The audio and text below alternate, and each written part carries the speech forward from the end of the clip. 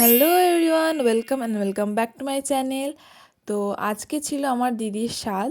তো দেখো, স্বাদের অনুষ্ঠানে গিয়ে আমি কি কি করলাম আর কি কি খেলাম সেটাই তোমাদের সঙ্গে আমি শেয়ার করলাম। তো দেখো, প্রথমে এখানে দিয়ে দিয়েছে জল, তারপরে দিয়ে দিয়েছে ভাত, ডাল। ডালের সাথে লেবু নিয়ে খেতে কার না ভালো লাগে বলো। তারপরে দিয়ে দিল এখানে এক ঝুড়ি ঝুড়ি আলু ভাজা। তারপরেই দিয়ে দিল স্যালাড, তোপসে ফ্রাই, তোপসে ব্যাটার ফ্রাই ছিল এটা।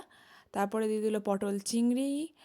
তারপরেই এখানে শো স্টপার কাতলা কালিয়া, এটা আমার অত্যন্ত ফেভারিট একটা মাছ, আর এই ডিশটা আমার সত্যি বলতে খুবই ভালো লাগে।